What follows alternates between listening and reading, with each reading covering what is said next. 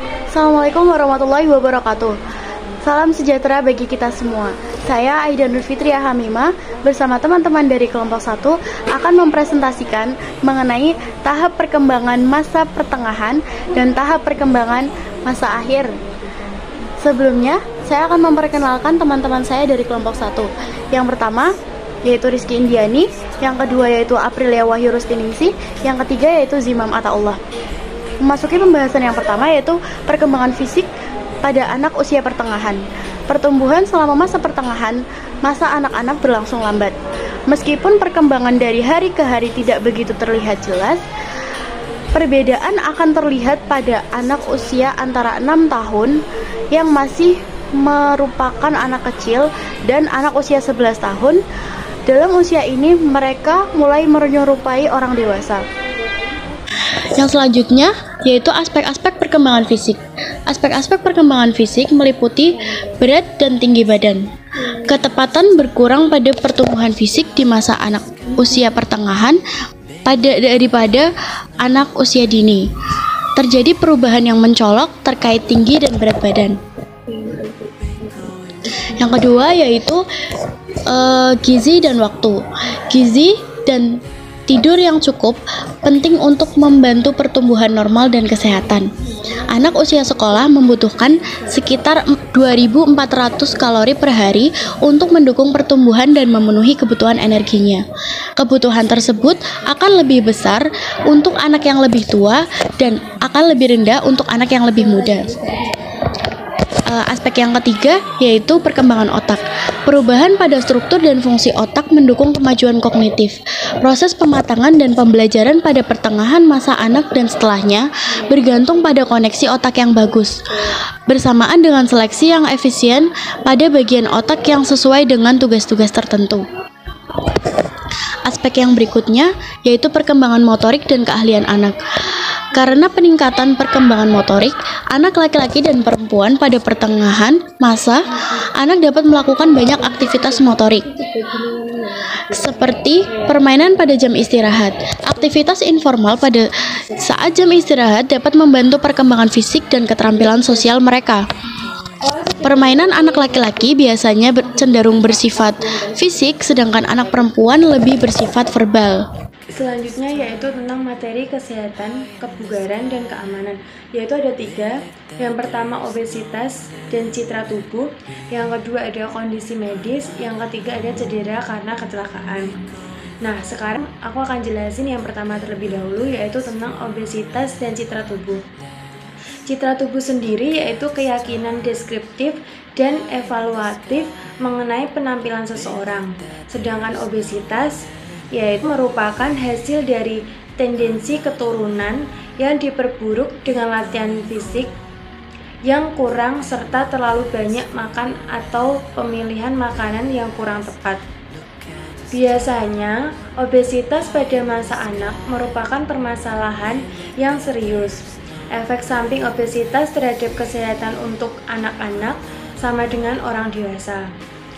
Terkadang, obesitas dapat menyebabkan anak-anak beresiko untuk memiliki permasalahan tingkah laku, depresi, dan kepercayaan diri yang rendah. Anak yang kelebihan berat badan cenderung mengalami obesitas saat dewasa dan memiliki faktor resiko seperti hipertensi atau tekanan darah tinggi, penyakit jantung, terus permasalahan tulang, dan tinggi diabetes.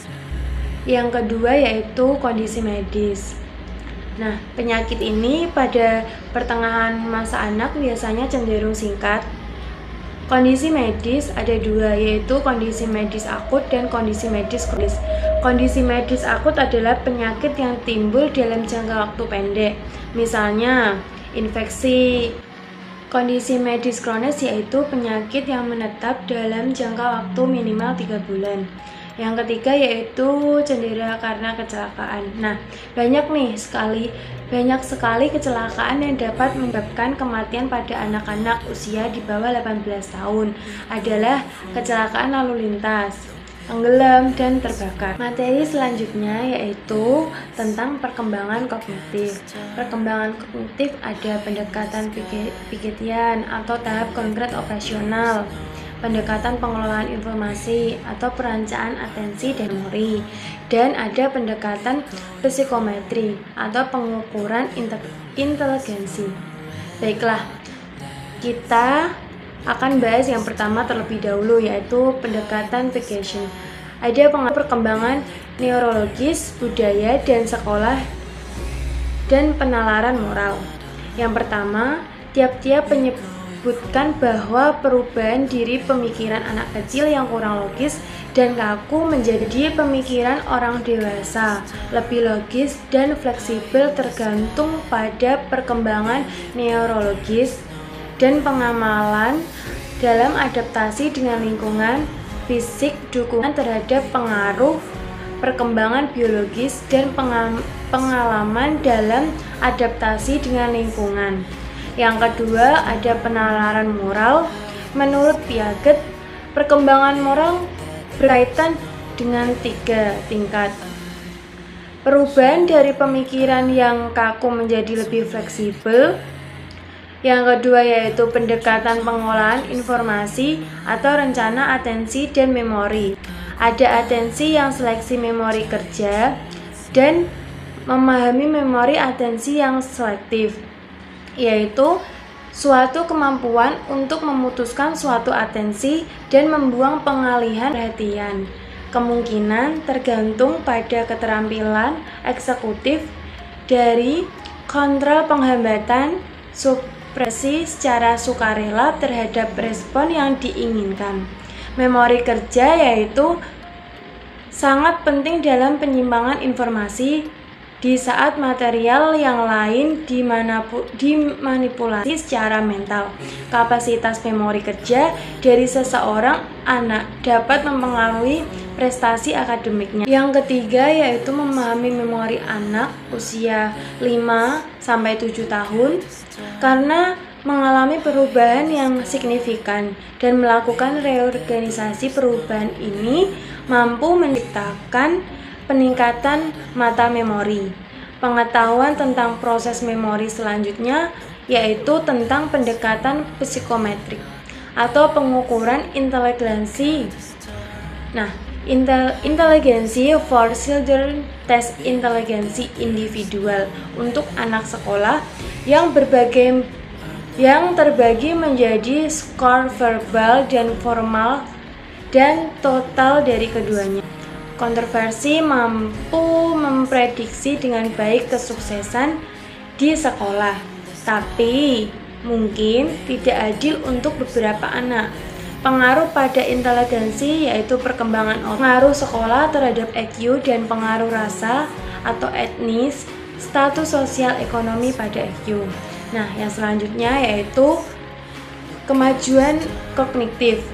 Ada kategorisasi, penalaran induktif, penalaran deduktif, dan konservasi. Kategorisasi sendiri adalah kemampuan seseorang anak untuk mengkategorisasikan, membantu meningkatkan kemampuan logika.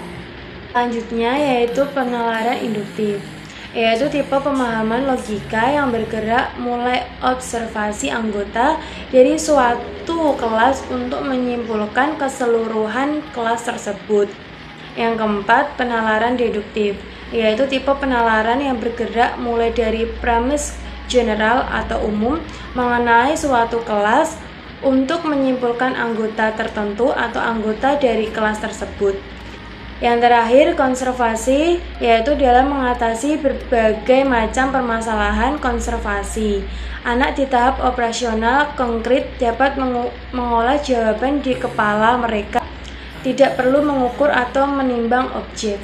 Materi selanjutnya akan dijelaskan oleh teman saya.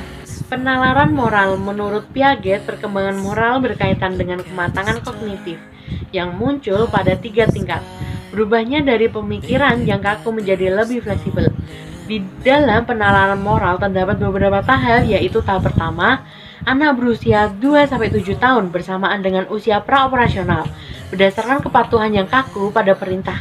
Yang kedua yaitu tahap usia 8-10 tahun bersamaan dengan tahap operasional konkret, ditandai dengan peningkatan fleksibilitas.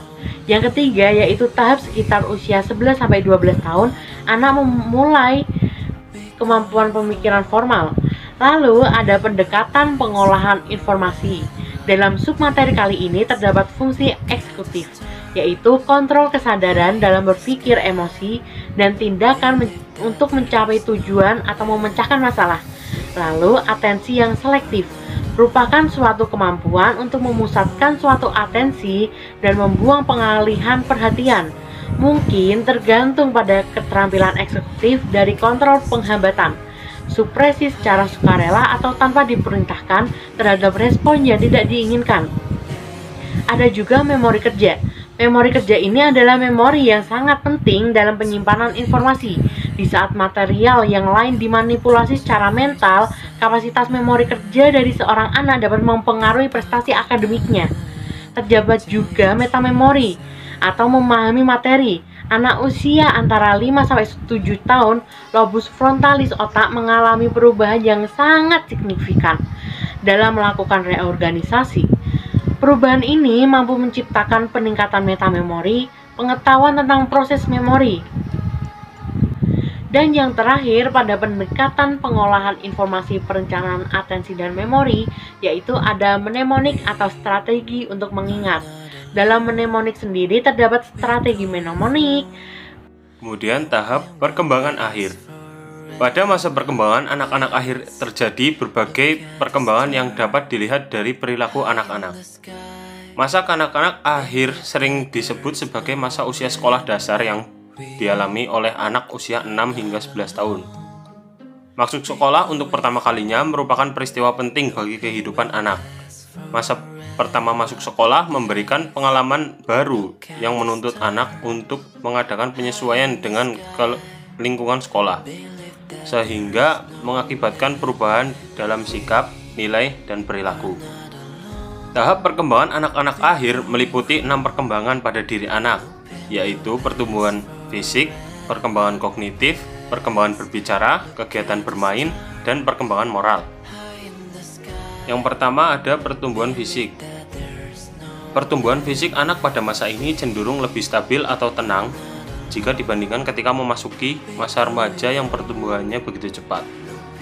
Masa ini diperlukan oleh anak untuk belajar berbagai kemampuan akademik serta keterampilan gerak yang semakin terkoordinasi. Selain itu, anak menjadi lebih tinggi, lebih berat, dan lebih kuat. Kemudian, yang kedua ada perkembangan kognitif. Perkembangan kognitif menggambarkan bagaimana kemampuan berpikir anak berkembang dan berfungsi. Pada masa anak-anak akhir terjadi perubahan konsep berpikir anak-anak dari yang tadinya samar-samar menjadi konkret. Anak sudah lebih mampu berpikir, belajar, mengingat, dan berkomunikasi karena proses kognitifnya tidak lagi egosentrisme dan lebih logis. Kemudian yang ketiga ada perkembangan berbicara. Pada sisi perkembangan berbicara, anak belajar bagaimana berbicara dengan baik dan berkomunikasi dengan orang lain dalam suatu kelompok.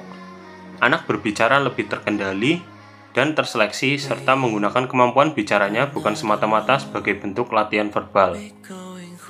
Kemudian ada kegiatan bermain yang dilakukan oleh anak-anak pada masa perkembangan anak-anak akhir yang akan memakan waktu lebih banyak daripada masa sebelumnya dikarenakan anak-anak sudah masuk sekolah sehingga mereka akan melakukan berbagai kegiatan secara bersama-sama dengan suatu kelompok.